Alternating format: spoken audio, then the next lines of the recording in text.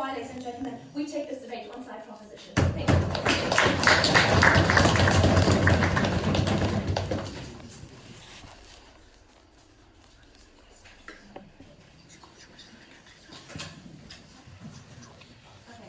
Thank you very much for that speech. Now I'd like to invite our last instructed speaker of this debate, Oliver.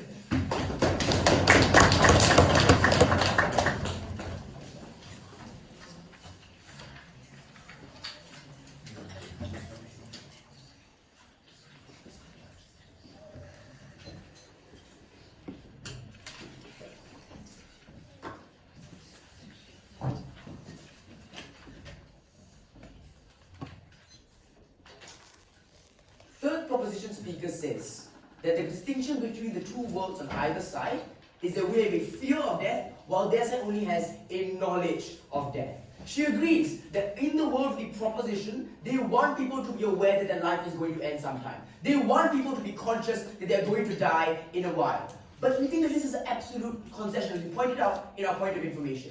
They say that their alternative is the consciousness that your life will end and being concerned about it. And the only distinction is that this will not overshadow the life that you have. We argue that there's absolutely no distinction between that late advance from the third speaker and the world of the opposition. We think if they really wanted to commit to their first speaker's case about not creating a legacy, about pursuit of happiness, then they wouldn't even stand for the knowledge of death on our side. I think they realized that they couldn't co-opt our benefits and they tried to do this, but they contradicted their own case. Second, their attempt to co-opt our benefits using this line wasn't even successful because we preempted it in our first speaker. Matthew explains to you that human beings feel visceral emotion, and therefore the intellectual knowledge that you're going to die sometime is never as effective as the actual fear of death. So even if we accept this is not a concession, it is not enough to co-opt the benefits of team opposition. I'm going to talk about two things in this speech. First, the fear of death is good because life has moral value. Second, the fear of death drives us towards better lives. And I'm going to spend less time on the second clash, and that's where the majority of the proposition team was. So first, the fear of death is good because life has moral value. This clash is important, and don't let that lack of engagement make it disappear from the debate. Why is it important? Because if we can prove that life has intrinsic value, then death is a bad thing. And the fear of death is not only legitimate, but something that we actively prefer in our world. Matthew explains to you how death is bad because of the emotional harm to loved ones around you and the fact that life is intrinsic value. And they kind of concede to this right from their pure response in first speaker.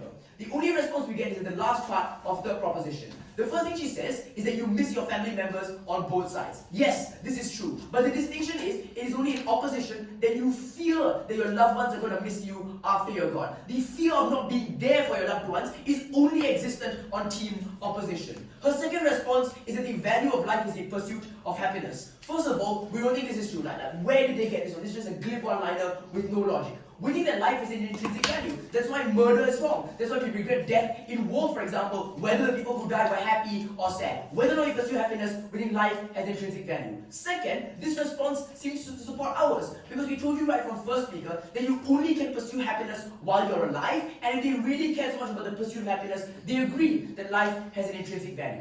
Why is this all important? Because of this, death is something that we should fear because of this harm and the loss of moral value. So on a principle level, the fear of death is not only justified, it's not only legitimate, but it's a principle good in the world of the opposition. We've proven to you that the fear of death pushes people to value their lives more, and it is this intrinsic moral value that disappears on their side.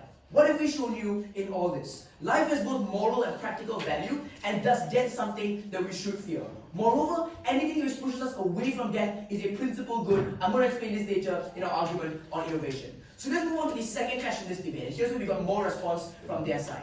We told you that a world with the fear of death creates better lives. And under this clash, I'm going to talk about three things. First, individual happiness. Second, altruism. Third, how can we all live better lives? So first, on happiness. Is the fear of death paralyzing and all-consuming? Gareth told you that a simple reality check would indicate that we really aren't paralyzed by the fear of death. Moreover, we told you that the circumstances by which you fear death are different. So you don't fear in your day-to-day life, but when you're making major decisions, like whether or not to go for that medical checkup, whether or not to buy life insurance, whether or not to quit your job and spend more time with your children. And we told you that proposition's conception of reality was really, really strange, because by their logic, all of us shouldn't be here, we should be at home, huddled in a corner, waiting for the inevitable death to come and take us. We said all this in second speaker and we didn't get a response from their side. They've repeated the same catchphrase over and over again. It's going to overshadow life. But they haven't really illustrated what that means. You know what? If all of us living today, if the fear of death is really overshadowing our lives, if this is what it looks like,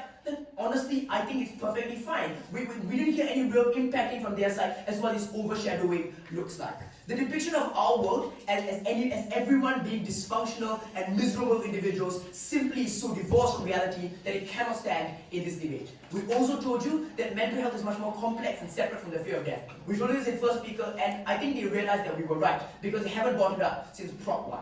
So the next argument that they have, the next argument that they have was on creating a legacy, and how when you create a legacy, you don't want to pursue happiness. But before I move on, sure. We told you that important life decisions, actually, the fear of death is actually making you take less risks, making you not pursue your happiness. Okay, so let's address this risks argument that we heard for the first time in third speaker. We think that there are certain risks that you will still take on our side. I'm going to explain to you later why you're much more likely to quit your job and become a violinist, for example, on our side. But we think that in some ways, we agree, you might become more risk averse. And this is not necessarily a bad thing. Like, you might want to buy life insurance because you don't want to take a risk. You might want to go for a medical checkup because you don't want to take risks. We think that these are all very good things on our side, and that you shouldn't take risks like this.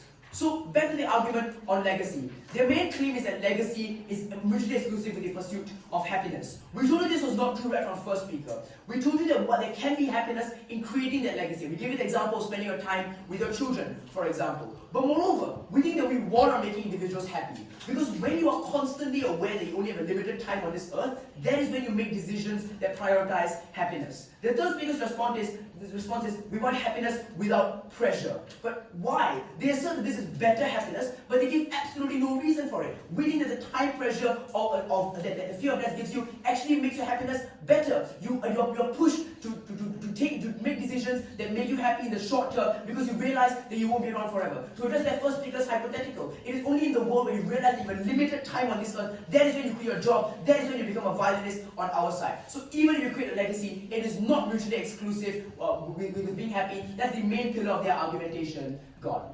The final thing I want to talk about under this clash is how fearing death makes people do moral things. Their argument is more people are altruistic out of their own nature, not just to create a legacy. First we asked, where do people get this altruism from, and why would it disappear on our side? We didn't get an answer. Second, only in our world do you empathize with other people's fear of death. So sure, we're going to admit that maybe on their side you have a greater capacity to save someone because you become self-sacrificial when you don't fear dying. But in their world, you have no incentive to help save lives because it's not something that you see as valuable. So on altruism, I think it's a clear win for opposition. Finally, fearing death improves the quality of life through innovation. We said this argument in first speaker, they didn't respond to it. We repeated it in second, we pressured the third speaker to respond, but still no response. I think this argument is really crucial to the debate because it takes them at their best.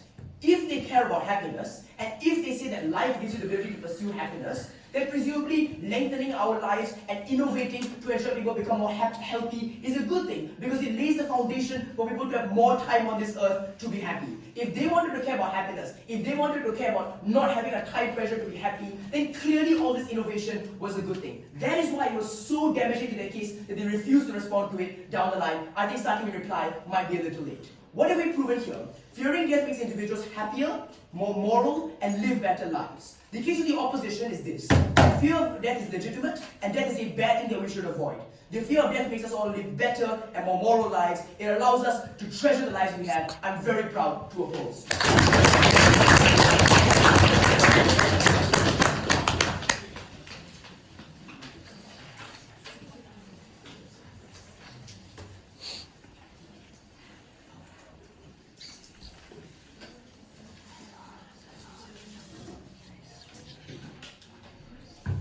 Thank you very much for that speech. Now I'd like to invite the opposition to reply speaker.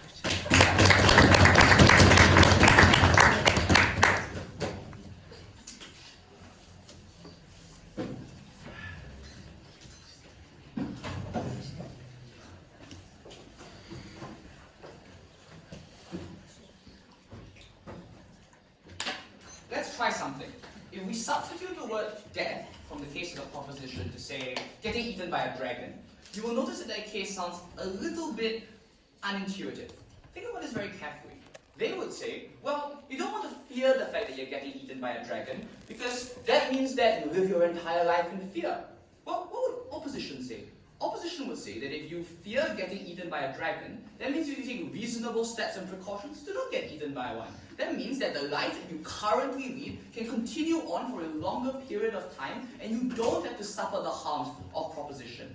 But also, the fear of getting eaten by a dragon means that you viscerally look out and avoid these dragons, which means that you are more likely, as in on their side, to cherish the life that you currently have and not actually continue to make active steps towards it. Let's take a look at the two worlds that emerge at the end of this debate. And I want to show to you why the world of the opposition was a world that was more moral, where life was more meaningful, and people lived better lives. But first, the proposition. The world of the proposition was a world where people were not happy, because they were unable to fulfill and realize their dreams, because they weren't able to get the sense of urgency that was required.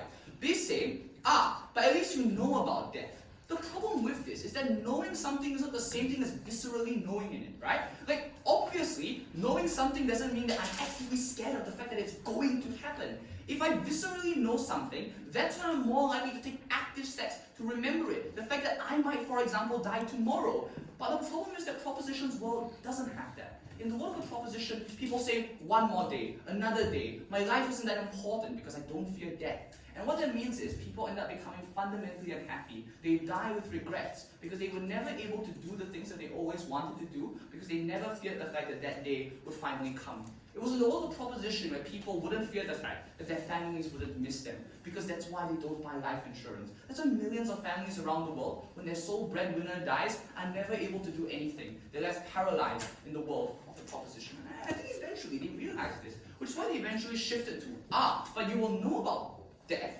You will consciously know what's going to happen, and also you're going to be valuing your life. That sounds strangely similar to what we were saying. And I think the reason why they eventually shifted to this claim was because they knew what we said was correct. That if you are scared of something, you eventually take the active steps not to do it. And they didn't have an effective response to any of these things. So let's transition away from the world of proposition and talk about the world of the opposition. And I think this is important because the word proposition has been slandering our world. They said the fear of death is all-encompassing. That's why you won't fulfill your dreams. But their example was, we wouldn't take a plane. But presumably we're all here. And obviously, the fear of death does prevent you from doing things, like for example, skydiving without a harness. Presumably, you would want to do these things. So, the fear of death can make you do one of two things. Either not fulfill your dreams, or take reasonable precautions such that you don't die. And we think that, as we've said in the world of the opposition, because life is inherently meaningful, that's a good thing for people to have. The fact that people fear death is a fundamental avoidance of the very lives that we value. Because it's through life that anything that we have currently matters, right? Like, presumably if we were all dead, we wouldn't be able to experience any of the kind of happiness that we have. It is through life that we're able to appreciate and value these things, and we should treasure it as much as possible in the world of the opposition. It's the world of the opposition, uniquely, that had innovation to live the lives that were better for everyone. The inventions of things like penicillin, the invention of things like clean drinking water, the creation of cities and societies. The reason why we created all of these things was because people wanted to leave a good, lasting legacy for those around them, so that their children would live better lives than they did. But even then, leaving a legacy in the world of the opposition can come in simple things. It can come in the fact that people talk to their children, that people have friends that remember them when they die. Most importantly, the world of the opposition was moral. We understood sometimes human beings felt their own emotions more viscerally than others. You need the fear of death to have religion, such that they'll be able to be incentivized to actually care about other people, making it their own personal interest. We believe the fear of death allows us to treasure the life we have properly.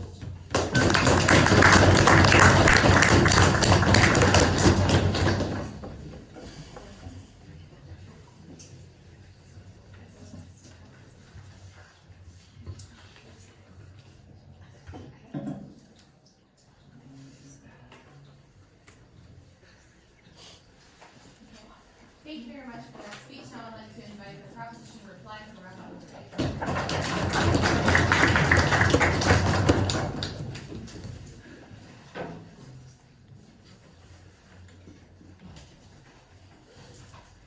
The reason why people of proposition still would not go skydiving without a is that still on proposition, life is something that is valuable and that people perceive as not being thrown away. But the difference between the both sides is the fear constantly overshadowing your life, which leads me actually directly to the strategical flaw of side opposition. They have actually not understood our stance of this debate.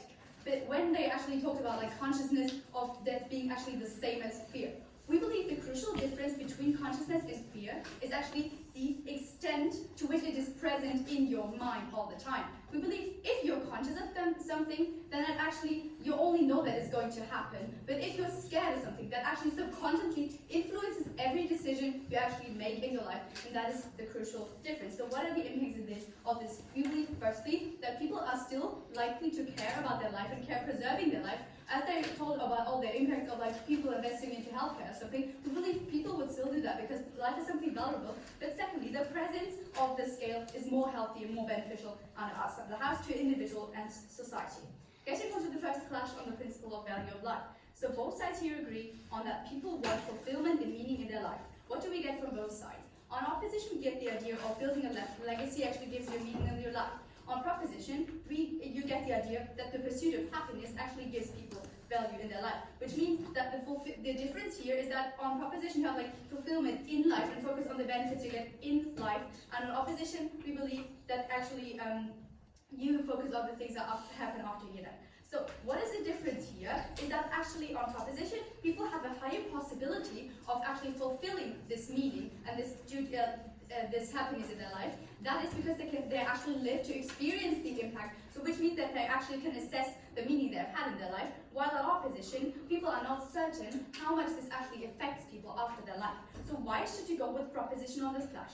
This is because we guarantee that people are having the possibility to assess the meaning of their life within their life, which means that if people are more happy, during their life because they can acknowledge and value happiness that they have in their life, as it is not constantly overshadowed by the fear that it's always going to be diminished and eliminated by death.